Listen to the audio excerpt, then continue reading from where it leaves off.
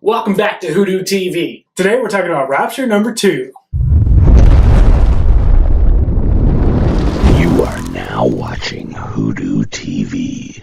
Hi, I'm Hooser. And I'm Jared. Be sure to subscribe to our channel for future videos. Also check out our live videos on Tuesday nights at 6:30 p.m. Pacific Standard Time. Today we're talking about Rapture number 2. If you haven't read Rapture number 1, we recommend you check out our review video, pick it up, take a look at it. It's awesome. This book is written by Matt Kindt. Art is by CAFU and Robert Torre, with Andrew Dahlhaus doing the colors. It is a beautiful looking book. I've enjoyed it from the beginning. What have you thought about it, first impressions? Yeah, first impressions, just getting into it, it was awesome. I was really excited to get into it, especially how we left off with the first one.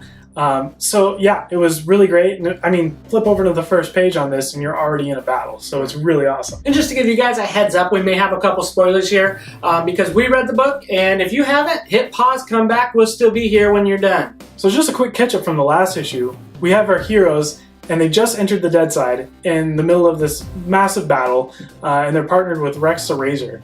Now in this issue, we start off and they're pretty much trying to gather each other to talk about what to do. We get a little bit more information about Rex the Razor and who he is and what his history was.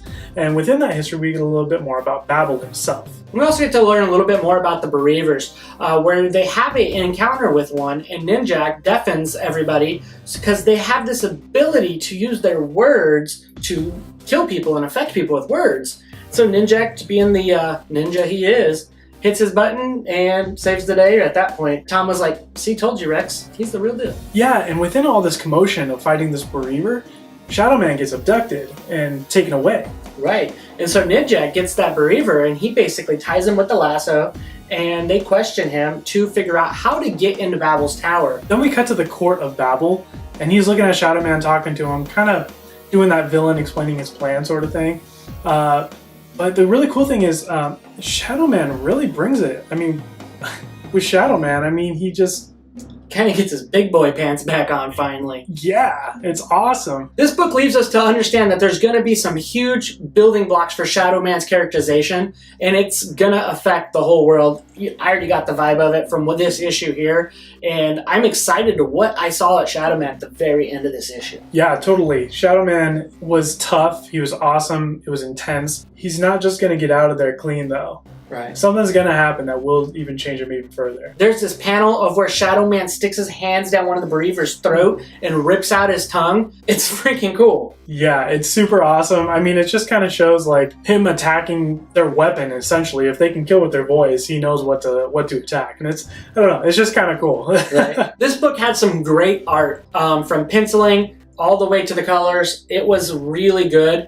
One of the best scenes I saw was the use of color that Andrew Dahlhaus did when they're around the fire, and the use of light is just beautiful. It is one of the better looking few pages I've seen in comics for a while.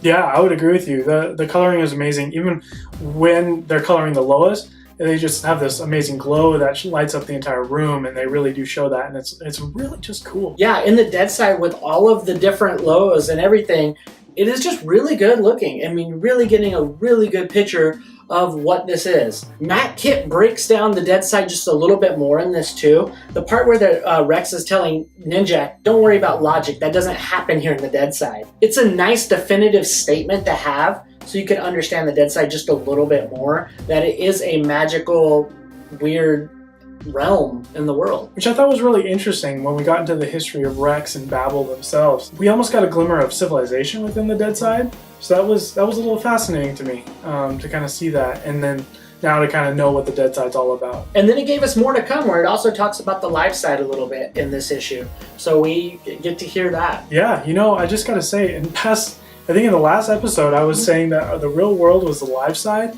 I had no idea that they were actually like going to be doing something with the live side itself. So, well, in ECCC this year, Matt Kindt's panel, he did talk about how we haven't talked about the live side. We talk about the dead side all the time. Mm-hmm. So he kind of insinuated that back then at that panel when he was talking about this book. This issue alone was really good, with art, with story, with coloring, and seeing the effects that this is going to have on the ongoing Valiant universe.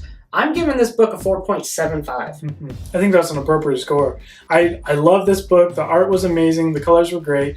The characters are awesome. I just feel like the story itself just keeps me hungry for more, and I cannot wait for number 3. I'm absolutely enjoying this series.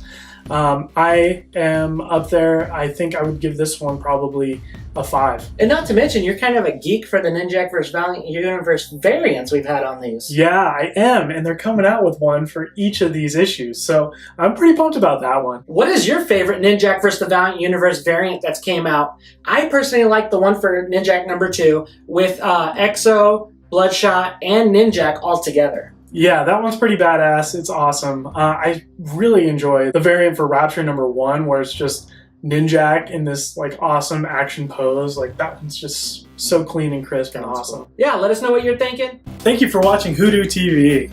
We'd like to thank our friends at OutrightGeekery.com. For more things going on in comics, check out their website. The link is in the description. And to stay connected with our new videos, hit the subscribe button on YouTube.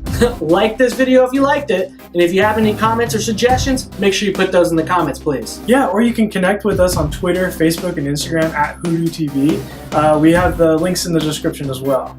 As always, guys, thanks for watching Hoodoo TV. Have a nice night.